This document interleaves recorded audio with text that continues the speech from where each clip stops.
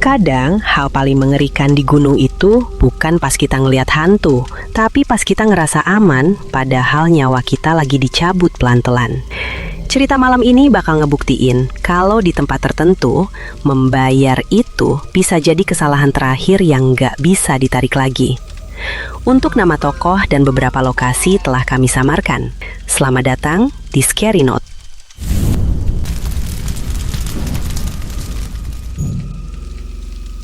Oke, jadi semuanya bermula di ruang sekretariat Mapala, di salah satu sudut kampus yang pas malam itu lagi diguyur hujan deras banget. Udaranya lembab, bau rokok campur bau tanah basah kecium tajam di ruangan yang sempit itu. Di sana ada Prasetyo, sang ketua tim, yang lagi duduk santai sambil ngetukin jarinya di atas meja kayu yang penuh stiker. Di depannya ada seorang junior, mukanya tegang, nyoba ngasih tato sesuatu yang penting. Si junior ini bilang kalau bulan Desember itu bukan waktu yang bagus buat naik ke Lawu, apalagi lewat jalur Ceto. Dia ngomong soal badai yang lagi gila-gilanya di atas sana. Dan desas-desus kalau bulan ini tuh bulan keramat, di mana pintu-pintu di gunung lagi kebuka lebar. Tapi Prasetyo cuma ketawa kecil, jenis ketawa yang bikin orang lain merasa bodoh. Dia ngehisap rokoknya dalam-dalam, terus ngehembusin asapnya ke arah peta yang tergelar di meja. Buat Prasetyo, peringatan kayak gitu cuma alasan buat orang-orang lemah yang gak punya nyali. Dia bilang kalau ekspedisi ini justru pembuktian. Kalau mereka bisa naklukin Lawu pas cuaca lagi ngamuk, itu baru namanya senior. Rui sama Anto yang ada di situ cuma diem ngelihatin interaksi itu. Mereka tahu kalau ngebantah Prasetyo itu percuma. Jadi mereka milih buat nelan rasa nggak enak di hati mereka dan ngangguk setuju. Padahal di luar jendela, petir lagi nyambar-nyambar kayak ngasih peringatan terakhir. Habis keputusan itu diambil, suasananya langsung berubah jadi sibuk. Tapi ada rasa buru-buru yang gak enak pas mereka mulai nyiapin barang-barang buat dibawa naik. Kita geser ke momen pas Dwi lagi packing tas karirnya di sudut ruangan. Nah, ini bagian yang kalau dipikir-pikir sekarang bener-bener bikin geleng kepala karena fatal banget. Dwi ini tugasnya ngurus logistik. Jadi, dia yang nentuin apa yang masuk ke tas dan apa yang ditinggal. Masalahnya, dia nyiapin perlengkapan itu kayak orang mau piknik ke bukit belakang rumah, bukan ke gunung setinggi 3.000 meter di tengah badai. Dia masukin beberapa potong celana jeans ke dalam tasnya, terus numpuk ke meja flanel berbahan katun di atasnya.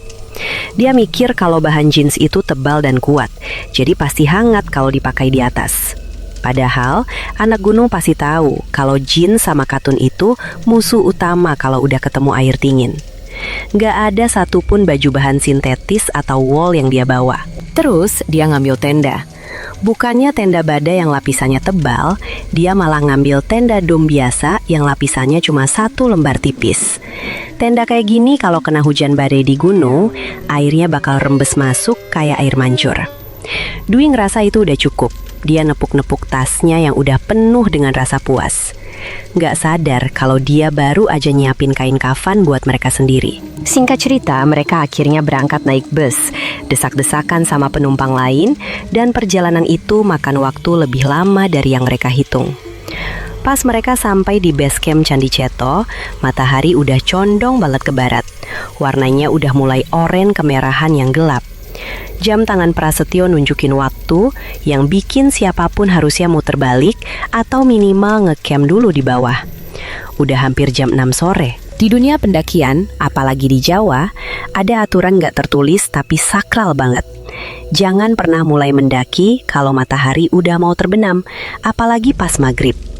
Itu waktunya pergantian shift antara dunia kita sama dunia mereka. Tapi Prasetyo dengan muka yang kaku karena gak mau kelihatan salah perhitungan, malah ngencengin tali tasnya.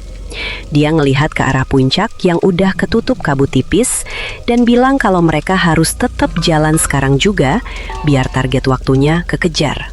Dia gak mau buang waktu semalam cuma buat tidur di base camp. Orang-orang lokal di sekitar situ udah mulai masuk rumah, nutup pintu rapat-rapat, tapi 3 orang ini malah siap-siap jalan ke arah hutan yang mulai gelap. Keputusan ini, detik ini, adalah momen di mana status mereka berubah. Mereka bukan lagi pendaki yang mau menikmati alam, tapi tamu tak diundang yang ngetuk pintu pas tuan rumahnya lagi nggak mau diganggu. Mereka jalan ninggalin area parkiran. Langkah kaki mereka bunyi srek-srek di jalanan beraspal yang mulai sepi, menuju gerbang pendakian yang dijaga sama warga lokal. Di dekat gerbang pendakian itu, ada satu pos kecil tempat seorang bapak tua, juru kunci di sana, lagi duduk diam. Bapak ini nggak nyapa mereka ramah kayak biasanya orang desa. Matanya yang warnanya keruh ngelihatin mereka bertiga dari ujung kaki sampai ujung kepala dengan tatapan kosong yang bikin bulu kuduk berdiri. Pas Prasetyo jalan paling depan dengan langkah mantap, bapak tua itu nggak ngomong apa-apa ke dia. Tapi pas giliran Anto yang jalan di urutan paling belakang lewat, bapak itu gumam pelan banget. Suaranya serak, kayak suara gesekan batu. Dia bilang sesuatu soal ganjil yang minta digenapkan. Anto dengar jelas banget kata-kata itu. Jantungnya langsung deg-degan kencang. Dia pengen berhenti, pengen nanya maksudnya apa, atau minimal ngasih tahu Prasetyo. Tapi dia ngelihat punggung Prasetyo yang udah jalan duluan dengan sombongnya. Dan dia takut dibilang penakut. Jadi Anto cuma nunduk, pura-pura benerin tali tasnya, dan lanjut jalan. Padahal di dalam hatinya, kata-kata bapak tua tadi terus keulang-ulang kayak kaset rusak, bikin langkah kakinya jadi berat banget. Dan begitu mereka ngelangkawatin gapura Candi Ceto yang megah dan penuh rumut itu, rasanya kayak mereka baru aja nembus selaput tipis yang misahin dua dunia. Perubahan suasananya itu instan banget, kayak ada yang matiin saklar lampu di langit. Baru aja tadi mereka lihat sisa cahaya matahari sore, tapi begitu lewat gapura dan masuk ke jalur setapak di belakang candi, semuanya langsung jadi abu-abu. Kabut tipis mulai turun dari atas. Bukan kabut yang sejuk, tapi kabut dingin yang bikin napas jadi sesak. Cahaya matahari benar-benar hilang total. Ketelan sama rimbunnya pohon dan tebalnya kabut. Suara burung-burung yang biasanya ramai pas sore mendadak hilang, diganti sama suara angin yang mendesis lewat celah-celah pohon pinus. Jarak pandang mereka langsung drop. Prasetyo nyalain senter kepalanya, tapi cahayanya malah mantul di kabut, bikin silau. Di titik ini, mereka mulai ngerasa terisolasi. Dunia manusia yang ramai, suara motor, suara orang ngobrol, semuanya rasanya udah jauh banget di belakang. Padahal mereka baru jalan beberapa menit. Ini adalah tanda pertama kalau mereka udah masuk ke wilayah yang gak peduli sama aturan manusia. Gak lama setelah mereka masuk hutan, langit seolah-olah jebol. Hujan turun bukan main-main, langsung deras seketika tanpa babi bu. Hujannya itu dingin banget, air es yang jatuh dari langit. Dan disinilah kesalahan packing Dwi tadi langsung kebayar tunai. Celana jeans yang dia pakai langsung basah kuyup dalam hitungan menit. Kain itu nyerap air banyak banget, jadi berat dan nempel ketat di kulit kakinya, nyedot panas tubuh dia secara brutal. Kemeja flanelnya juga sama aja, basah dan dingin, bikin dia ngegigil hebat sampai giginya gemeretuk. Dwi mulai jalan sempoyongan karena kakinya kaku kedinginan. Dia coba ngomong ke Prasetyo kalau dia kedinginan banget, tapi suaranya kalah sama suara hujan yang ngehantam daun-daun. Prasetyo yang jalannya cepat di depan, cuma nengok sekilas dan teriak nyuruh mereka jalan terus biar badan tetap panas. Tapi buat Dwi, setiap langkah itu nyiksa. Energinya bocor keluar seiring sama panas tubuhnya yang hilang diambil sama kain basah yang dia pakai. Di tengah hujan badai itu, Dwi udah bukan lagi anggota tim yang kuat. Dia udah jadi mangsa yang lemah. Dan sesuatu di hutan itu mulai nyium bau kelemahan ini. Perjalanan terus berlanjut naik ke atas. Medannya makin nanjak dan licin.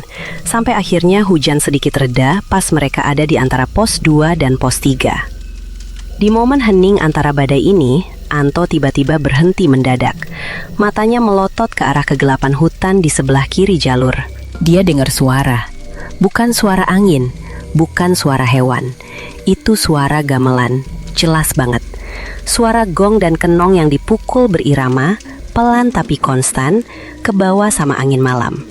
Iramanya halus, bikin merinding. Seolah-olah ada hajatan besar di tengah hutan yang gak berpenghuni itu. Anto langsung nepuk bahu Prasetyo dan nyuruh berhenti. "Dengar nggak mas?" Tanyanya dengan suara gemetar.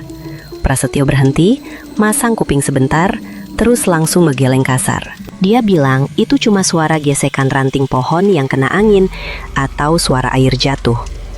Prasetyo nolak mentah-mentah buat ngakuin kalau ada suara aneh. Dia marahin Anto karena dianggap halusinasi dan nakut-nakutin Dwi.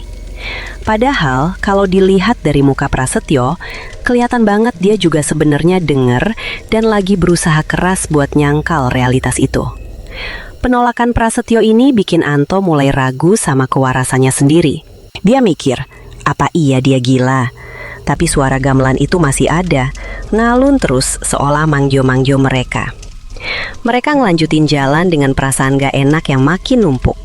Targetnya adalah nyari air di pos 3 buat ngisi botol mereka yang udah kosong. Begitu sampai di pos 3, harapan mereka langsung hancur berkeping-keping. Pos itu cuma tanah datar kecil yang becek. Mereka lari ke arah pipa sumber air yang biasanya ngalir deres. Tapi malam itu, pipa itu kering kerontang. Cuma ada tetesan lumpur coklat yang keluar dari ujungnya. Dwi langsung lemes. Dia ngebalik botol airnya yang udah kosong, berharap masih ada sisa. Tapi nihil. Rasa haus mulai nyekek tenggorokan mereka. Di gunung, dingin itu emang bahaya. Tapi dehidrasi itu bikin otak jadi kacau. Tanpa air, darah jadi kental, dan kemampuan mikir rasional bakal turun drastis. Dwi mulai jilat-jilat bibirnya yang pecah-pecah. Prasetyo cuma bisa maki-maki pelan, nendang tanah becek itu. Situasi ini bikin mereka makin putus asa. Rasa haus itu mulai nguasai pikiran mereka, bikin bayangan soal minuman dingin atau teh hangat jadi kerasa nyata banget di kepala. Tanpa sadar, kondisi fisik yang drop karena kurang minum ini ngebuka pintu lebar-lebar buat halusinasi yang lebih parah nanti. Karena nggak ada air, mereka terpaksa lanjut jalan lagi. Ninggalin pos 3 buat ngejar pos 4 di Watu Kapur. Berharap kondisi di sana lebih baik. Tapi pas mereka mulai deketin area Watu Kapur, gunung ini kayaknya belum puas nyiksa mereka. Tiba-tiba, kabut yang tadinya tebal sekarang berubah jadi dinding putih solid. Ini fenomena whiteout. Jarak pandang bener-bener 0 meter. Anto yang jalan di tengah sebagai navigator langsung panik. Dia nyoba lihat kompas bidiknya, tapi jarumnya muter-muter nggak jelas. Dan lagian dia nggak bisa nembak arah karena nggak ada satupun pohon atau batu yang kelihatan di depan. Semuanya putih rata. Atas, bawah, kiri, kanan, semuanya sama.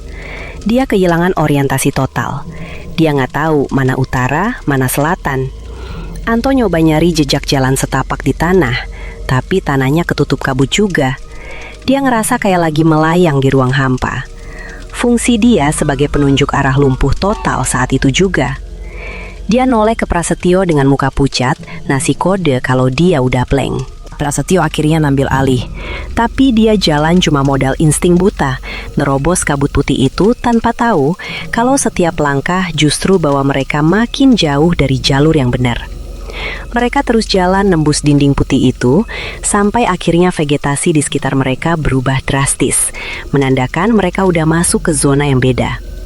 Mereka keluar dari hutan rimbun dan masuk ke sabana bulak peperangan. Di sini pohon-pohon besar hilang, diganti sama padang rumput luas dan semak edelweiss yang pendek-pendek.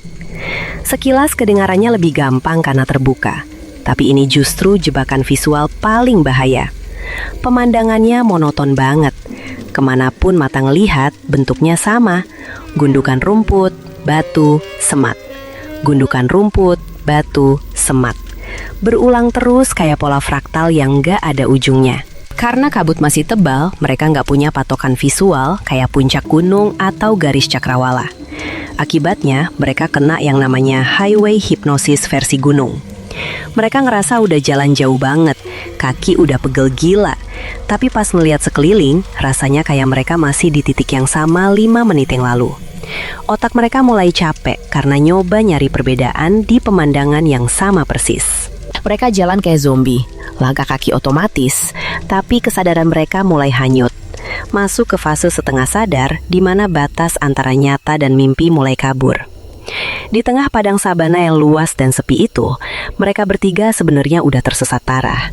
Tapi kaki mereka terus gerak, makin dalam masuk ke perangkap. Di tengah kebingungan karena pemandangan yang monoton itu, suara gamelan yang tadinya cuma didengar sama Anto mulai berubah karakter. Jadi sesuatu yang jauh lebih agresif dan bikin telinga berdengung. Awalnya suara itu cuma irama musik Jawa yang statis, tapi pelan-pelan suara itu berevolusi. Bukan lagi cuma bunyi gong atau kenong yang dipukul. Sekarang terdengar suara manusia. Banyak banget. Kayak suara gemuruh orang ngobrol yang numpuk jadi satu. Persis kayak kalau kita lagi berdiri di tengah pasar tradisional pas jam sibuk. Ada suara orang teriak nawarin barang, suara tawar-menawar yang sengit, suara ketawa, bahkan suara logam beradu. Dan yang bikin merinding, suaranya bukan datang dari satu arah, tapi dari sekeliling mereka. Kiri, kanan, depan, belakang, semuanya penuh suara itu. Prasetyo yang tadinya mati-matian nyangkal, sekarang gak bisa nyalak lagi. Dia berhenti jalan, matanya liar melihat ke sekeliling kabut putih itu. Dia dengar jelas, Dwi juga dengar, Anto apalagi. Validasi kolektif ini justru jadi mimpi buruk. Kalau cuma satu orang yang dengar, itu bisa dibilang gila. Tapi kalau tiga-tiganya dengar suara pasar ramai di ketinggian 3.000 meter di tengah badai, itu artinya logika dunia manusia udah nggak berlaku lagi. Ketakutan yang tadinya cuma samar-samar, sekarang meledak jadi teror nyata yang nyetek leher mereka. Suara riuh itu bikin mental mereka makin down, tapi fisik mereka juga udah di ujung tanduk pas mereka nyeret kaki masuk ke area gupak menjangan yang konturnya sedikit cekung. Disinilah Dwi akhirnya nyerah. Tubuhnya ambruk ke tanah basah dengan suara bruk yang lumayan keras. Dia bukan kesandung, tapi badannya benar-benar mati mesin. Dwi kena hipoglikemia parah, gula darahnya anjlok karena kedinginan dan belum makan apa-apa dari siang.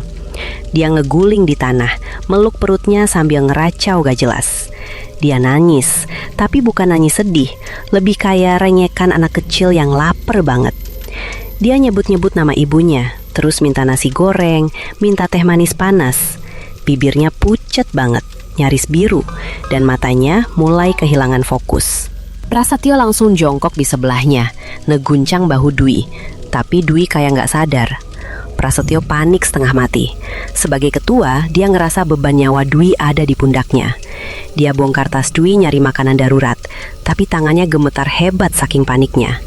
Dia sadar kalau dia nggak nemu solusi cepat, Dwi bakal lewat malam ini juga. Kepanikan Prasetyo ini bikin pertahanan logikanya runtuh. Dia siap ngakuin apa aja, serealistis apapun itu, demi nyelamatin temannya. Dan pas di puncak keputusasaan itu, dari balik tirai kabut tebal yang jaraknya cuma beberapa meter dari mereka, muncul sebuah siluet samar yang perlahan makin jelas. Itu sosok seorang nenek tua. Dia jalan bungkuk, pelan tapi pasti, nembus kabut tebal itu. Yang aneh banget dan harusnya bikin mereka lari adalah penampilan si nenek. Di tengah badai angin dan hujan yang bikin 3 mahasiswa ini basah kuyup kayak tikus kecebur got, nenek ini kering. Kebayanya yang model lama itu kelihatan rapi, kain jariknya nggak kena lumpur, dan dia gendong bakul anyaman bambu di punggungnya. Nggak ada air yang netes dari bajunya. Dia senyum, senyum yang teduh banget, kayak nenek yang lagi nyambut cucunya pulang lebaran. Aura yang dia pancarin itu aneh, rasanya hangat dan aman. Di tengah dingin yang menusuk tulang, kehadiran nenek ini kayak api unggun. Otak mereka yang udah kacau karena hipotermia langsung nangkep sinyal ini sebagai keselamatan, bukan ancaman. Mereka nggak mikir kenapa ada nenek-nenek sendirian di puncak gunung malam-malam. Yang mereka lihat cuma sosok ibu yang mungkin bisa nolong mereka. Insting bertahan hidup mereka dimanipulasi sama tampilan visual yang nenangin ini, bikin mereka diam terpaku nunggu si nenek mendekat. Si nenek berhenti tepat di depan mereka, nurunin bakul dari punggungnya dengan gerakan luas, dan seketika itu juga indera penciuman mereka diserang. Dari dalam bakul yang dibuka itu, keluar aroma yang benar-benar bikin gila. Bau nasi hangat yang baru matang, bau bumbu pecel yang gurih, bau gorengan, semuanya nyampur jadi satu aroma surga. Aroma ini kuat banget, sampai-sampai bau tanah basah, bau hujan, dan bau keringat apet mereka langsung kalah telak. Dwi yang tadinya lemas di tanah, hidungnya kembang kempis. Matanya langsung melotot natap bakul itu. Air liurnya netes tanpa bisa ditahan. Ini reaksi biologis murni. Tubuh yang kelaparan gak peduli sama logika, dia cuma peduli kalori. Si nenek nawarin makanan itu pakai bahasa Jawa halus yang intonasinya lembut banget, kayak nyanyi. Monggo mas, dipundahar. Kira-kira begitu. Buat Dwi, suara dan bau itu adalah perintah mutlak. Dia langsung nyoba bangun, tangannya ngegapai-gapai ke arah bakul itu kayak orang kesurupan.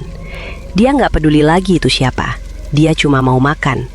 Logika kalau makanan hangat itu mustahil ada di sana, bener-bener nggak kepikir sama sekali. Melihat Dwi yang udah kayak binatang kelaparan, Prasetyo tahu dia harus bertindak. Tapi bukannya ngelarang, ingatan soal mitos lawas malah muncul di kepalanya. Prasetyo ingat cerita turun-temurun soal pasar di gunung ini. Kalau ditawari, kamu harus beli. Jangan minta gratisan, atau kamu bakal kena masalah. Dengan tangan gemetar kedinginan, Prasetyo ngeraba-raba saku celananya, nyari dompet, tapi terus dia sadar. Uang kertas atau logam gak laku di sini. Dia ngelirik ke tanah, ngelihat daun-daun kering yang berserakan. Dalam logikanya yang udah bengkok karena tekanan, dia mutusin kalau ini alat tukarnya. Dia mungut beberapa lembar daun kering yang udah coklat dan rapuh. Dia ngerasa tindakannya ini masuk akal. Dia nyodorin daun-daun itu ke si nenek dengan tangan dua, sopan banget. Seolah-olah dia lagi nyerahin uang ratusan ribu. Kulo tumbas mbah, kata Prasetyo lirih. Detik pas daun itu pindah dari tangan Prasetyo ke tangan si nenek, itu adalah momen kuncinya. Itu bukan sekedar nasi daun, itu tanda tangan kontrak. Dengan ngasih uang itu, Prasetyo secara resmi nerima aturan main dunia sana. Dia ngevalidasi kalau pasar itu nyata. Si nenek nerima daun itu sambil manggut-manggut senang. Terus dia ngambil sesuatu dari bakunya buat dikasih sebagai kembalian dan barang belanjaan. Dia ngasih Dwi bungkusan daun pisang yang ngepul hangat. Dan ke Prasetyo, dia ngasih beberapa lembar daun yang lebih segar. Warnanya masih agak hijau, sebagai uang kembalian. Dwi langsung nyamber bungkusan itu. Dia buka rakus dan langsung nyendok isinya pakai tangan telanjang ke mulutnya. Kalau kita bisa lihat dari kacamata orang sadar, mungkin yang dimakan Dwi itu tanah lumpur, lumut, atau cacing. Tapi buat Dwi saat itu, rasanya enak banget. Dia ngunyah cepet, nelen kasar, sampai belepotan di pipi. Dan efeknya instan. Dwi yang tadi sekarat, tiba-tiba matanya jadi terang. Dia ngerasa bertenaga lagi, seolah-olah baru minum minuman energi 1 krat. Dia ketawa-tawa kecil sambil terus makan. Prasetyo yang lihat itu ngerasa lega, ngerasa berhasil nyelamatin temannya. Dia nggak sadar kalau energi yang didapat Dwi itu energi palsu, energi pinjaman yang bakal nagih bayaran mahal nanti. Dwi makan dengan lahap, makin lama makin cepet, kayak takut makanannya diambil orang. Dan tepat setelah suapan pertama itu masuk ke perut Dwi, dunia di sekitar mereka langsung berubah total. Kayak ada yang ganti saluran TV secara paksa. Hujan badai yang dari tadi ngehajar mereka mendadak berhenti total. Angin kencang yang suaranya nakutin hilang. Suasana jadi hangat, nyaman, suhunya kayak suhu ruangan kamar tidur. Kabut putih yang nutupin pandangan pelan-pelan keangkat, dan pemandangan di depan mereka bikin napas tercekat. Sabala sepi tadi udah hilang. Sekarang mereka berdiri di tengah-tengah pasar malam yang luar biasa ramai. Ada lampu-lampu obor bambu di mana-mana, nasi cahaya oranye yang temaram. Ada deretan gubuk-gubuk bambu yang jualan macem-macem. Orang-orang lalu lalang pakai baju adat Jawa kuno, ketawa, ngobrol. Suara gamelan sekarang terdengar merdu dan dekat. Mereka bertiga bengong, rasanya damai banget. Mereka ngerasa aman. Inilah yang disebut halusinasi massal atau folie à trois.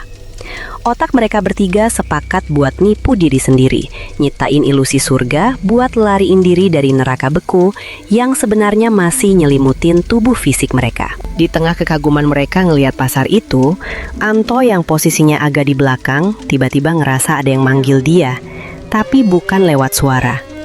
Anto noleh ke arah kanan, ke arah sebuah batu besar di pinggir keramaian pasar itu. Dan di sana, jantungnya kayak berhenti berdetak. Dia ngelihat dirinya sendiri.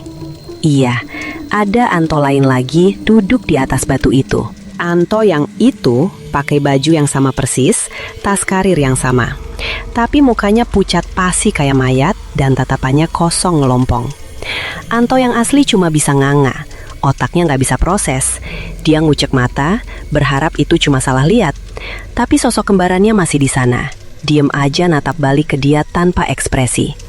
Rasanya kayak ngeliat cermin, tapi bayangannya lepas. Kewarasan Anto mulai retak di sini. Rasa takut yang murni dan primal muncul. Dia ngerasa kalau dia nggak nyamperin sosok itu, dia bakal hilang. Dia ngerasa sosok di batu itu bagian dari jiwanya yang copot. Tanpa ngomong apa-apa ke Prasetyo atau Dwi, Anto mulai jalan pelan, kayak dihipnotis, mendekat ke arah kembarannya yang duduk diam di pinggir kegelapan itu. Prasetyo yang sadar Anto mulai misah dari rombongan, langsung refleks mau ngejar, teriak manggil nama Anto. Tapi pas Prasetyo mau lari, dia nabrak orang-orang di pasar itu. Dan anehnya, rasanya bukan kayak nabrak badan manusia. Pas bahu Prasetyo kena orang lewat, rasanya kayak nabrak udara dingin yang padat. Gak ada tekstur daging atau tulang. Dia nyoba nerobos kerumunan yang makin padat itu. Tapi makin dia dorong, makin susah dia gerak. Seolah-olah udara di situ nahan dia. Dia ngelihat orang-orang yang dia tabrak itu. Pas mereka nengok, mukanya rata-rata nggak jelas, atau kadang berubah jadi bayangan hitam sekilas. Dan yang paling bikin Prasetyo gemetar, pas dia lihat ke bawah, ke arah kaki mereka, nggak ada yang napak tanah. Semuanya melayang tipis, cuma beberapa senti di atas rumput. Prasetyo sadar, dia kejebak di tengah lautan makhluk yang bukan manusia. Rasa klaustrofobia nyerang dia. Dia dikelilingi ratusan entitas, sendirian, sementara Anto makin jauh hilang ditelan keramaian yang gak wajar itu. Prasetyo yang panik dan gagal ngejar Anto, akhirnya balik badan buat ngecek Dwi, berharap setidaknya satu temannya masih aman. Tapi yang dia lihat malah bikin hatinya makin hancur. Dwi sekarang duduk bersila di tanah, posisinya santai banget. Dia udah selesai makan dan sekarang dia senyum. Senyumnya itu lebar, tapi mata dia kosong, gak ada isinya. Dia natap ke depan seolah-olah dia lagi nonton pertunjukan wayang yang seru banget. Prasetyo nyoba narik tangan Dwi, ngajak dia bangun dan pergi dari situ. "Wih, ayo bangun, kita harus pergi," teriak Prasetyo. Tapi Dwi nepis tangan Prasetyo dengan kasar. Dia bilang dia nggak mau pergi. Dia bilang dia udah nyaman di sini. Warungnya enak, hangat, dan dia mau nunggu pesanan berikutnya. Dwi udah masuk fase stupor. Dia nolak realitas. Buat dia, duduk di situ lebih masuk akal daripada harus jalan lagi nembus badai. Dwi udah bener-bener nyaman dalam ilusi mematikan itu. Dan gak ada kata-kata dari Prasetyo yang bisa nembus tembok halusinasinya. Prasetyo berdiri di situ, bingung, takut dan sendirian di tengah keramaian palsu. Sementara satu temannya ngejar hantu dan satunya lagi betah jadi tamu di pasar setan. Di titik ini, Prasetyo yang masih berdiri linglung di tengah keramaian pasar mulai ngerasa ada yang gak beres sama waktu. Seolah-olah jam di tangannya udah gak punya arti lagi. Dia ngerasa kayak udah tinggal di pasar itu selama berminggu-minggu.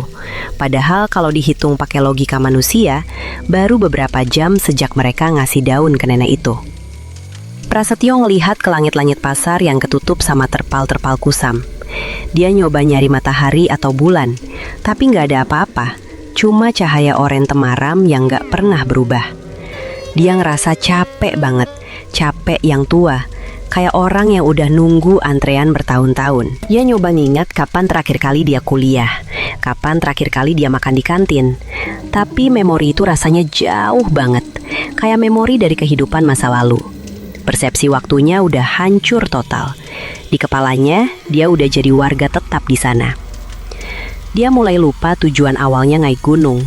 Yang dia tahu cuma dia harus nunggu sesuatu yang dia sendiri nggak tahu apa, sambil kejebak dalam lingkaran waktu yang kerasa abadi dan nyiksa pelan-pelan. Di tengah kebingungan soal waktu itu, lampu-lampu obor di sekitar pasar tiba-tiba mulai berkedip aneh, kayak bohlam yang mau putus. Dan setiap kali cahayanya redup, pemandangan indah itu robek. Nah, ini bagian yang bikin darah Prasetyo bener-bener berhenti ngalir. Pas cahaya obor itu kedip sedetik, wajah ramah pedagang di depannya berubah total. Yang tadinya senyum manis nawarin barang, tiba-tiba dalam sekejap mata berubah jadi wajah tengkorak yang dagingnya udah meleleh. Matanya bolong hitam dan rahangnya menganga lebar kayak lagi teriak tanpa suara. Pas lampunya nyala lagi, wajah itu balik normal lagi, jadi orang biasa yang senyum ramah. Prasetyo ngucek matanya kasar, mikir dia salah lihat. Tapi itu kejadian lagi. Kedip, tengkorak. Nyala, manusia. Kedip, wajah hancur penuh darah. Nyala, senyum manis. Teror visual ini nyerang dia bertubi-tubi. Dia ngelihat ke arah makanan yang dipegang orang-orang. Pas lampu kedip, makanan itu berubah jadi tanah kuburan, belatung, dan potongan jari manusia. Prasetyo mundur ketakutan, napasnya menderu. Dia sadar kalau topeng tempat ini mulai retak. Pesona magis yang bikin mereka nyaman mulai luntur.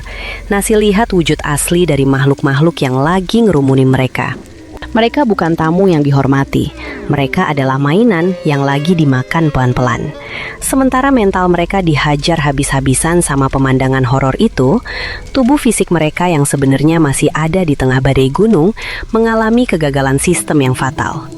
Tubuh mereka berhenti menggigil. Ini tanda bahaya paling kritis dari hipotermia. Namanya fase 3. Mekanisme pertahanan tubuh udah nyerah. Darah hangat yang tadinya disimpan di organ vital buat bertahan hidup, sekarang dilepas lagi ngalir ke kulit karena otak udah error. Akibatnya mereka ngerasa kepanasan yang luar biasa. Bayangin, di suhu minus 5 derajat Celcius, di tengah angin badai, mereka ngerasa kayak lagi dipanggang di oven. Prasetyo, Dwi, dan Anto mulai ngerasa baju mereka nyiksa. Mereka ngerasa gerah, keringetan, dan kebakar. Secara nggak sadar, tangan-tangan kaku mereka mulai buka kancing jaket. Mereka ngelepas jaket tebal mereka, lemparnya ke semak-semak. Terus mereka buka kemeja flanel basah itu. Di mata mereka lagi ada di pasar yang udaranya panas pengap. Jadi wajar kalau buka baju. Tapi di realitas sebenarnya, mereka lagi ngebunuh diri mereka sendiri dengan ngebiarin kulit telanjang dihajar angin beku. Ini namanya paradoxical undressing. Cara alam ngasih finishing touch yang sadis sebelum kematian datang. Dalam keadaan setengah telanjang dan pikirannya udah korslet itu, Prasetyo nemuin Anto lagi di pinggir area yang mereka anggap pasar. Tapi kondisinya bikin hati miris. Anto lagi duduk bersimpuh di depan sebuah batu gunung yang besar dan berlumut. Dia nggak lagi ketakutan atau lari-lari ngejar bayangannya sendiri kayak tadi. Sekarang dia senyum lebar, persis kayak anak balita. Dia ngelus-elus permukaan batu kasar yang dingin itu dengan penuh kasih sayang. Mulutnya komat kamit, ngomong sesuatu dengan nada manja. Pas Prasetyo nyoba deket buat denger, Anto ternyata lagi ngomong sama ibunya. "Bu, Anto pulang bu, masak apa?" Gitu katanya berulang-ulang. Di mata Anto, batu hitam yang dingin dan basah itu adalah sosok ibunya yang hangat. Otaknya udah regresi total, mundur ke masa kecil buat nyari perlindungan mental. Dia udah gak kenal Prasetyo, gak kenal gunung, gak kenal rasa sakit. Dia cuma anak kecil yang kangen rumah. Pemandangan Anto yang telanjang dada, meluk batu di tengah badai sambil ketawa-tawa sendiri adalah bukti kalau jiwa navigator handal itu udah hancur lebur. Gak nyisain apa-apa selain insting purba buat ngerasa aman di pelukan induknya. Dan tiba-tiba, secepat kedipan mata, seluruh ilusi pasar malam, lampu-lampu hangat, dan suara gamelan itu padam total. Ninggalin mereka di realitas yang sebenarnya. Gelap gulita langsung nyergap. Suara tawa dan musik ganti jadi suara angin badai yang ngolong kayak serigala lapar. Hujan es ngehantam kulit telanjang mereka kayak kerikil tajam. Prasetyo kaget setengah mati, kayak orang yang ditarik paksa dari mimpi indah terus diceburin ke bak mandi isi es batu. Dia ngeliat sekeliling, gak ada warung, gak ada orang. Cuma ada semak belukar berduri, pohon-pohon kerdil yang bengkok kena angin, dan kabut tebal yang nyekek. Rasa dingin yang tadi sempat hilang karena ilusi panas, sekarang balik ngehantam 10 kali lipat lebih sakit. Tulang-tulangnya rasanya kayak ditusuk jarum. Dia ngelihat Dwi dan Anto yang juga kebingungan, menggigil hebat tanpa baju di tengah kegelapan hutan. Realitas fisik akhirnya menang. Horornya bukan lagi soal hantu atau wajah tengkorak, tapi soal fakta kalau mereka sendirian, telanjang, dan sekarat di tempat antah berantah yang jauh dari peradaban manusia. Di detik-detik terakhir kesadaran mereka, otak reptil di batang otak mengambil alih kendali tubuh, merintahin satu misi terakhir, sembunyi. Ini adalah fenomena terminal burrowing. Kayak binatang yang mau hibernasi atau mati, manusia di tahap akhir hipotermia punya dorongan kuat buat masuk ke tempat sempit dan tertutup. Mereka bertiga, dengan sisa tenaga terakhir, mulai merangkak. Mereka nggak nyari jalan keluar, mereka nyari celah.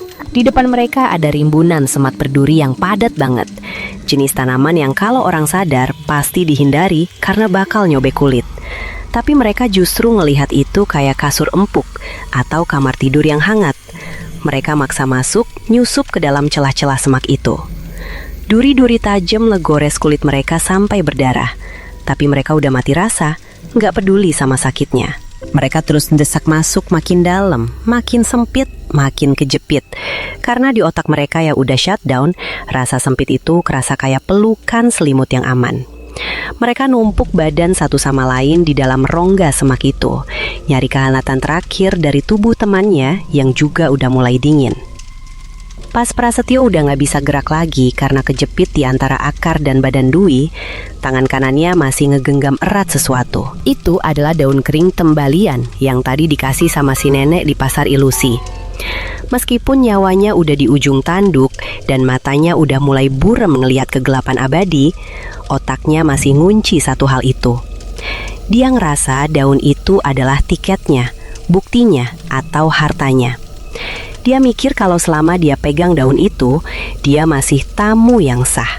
Dia masih punya hak buat ada di sana. Genggamannya kaku, jari-jarinya ngunci mati daun rapuh itu. Gak ada logika yang bisa jelasin kenapa orang yang mau mati malah mikirin daun. Kecuali fakta kalau dia udah bener-bener percaya sama realitas lain itu.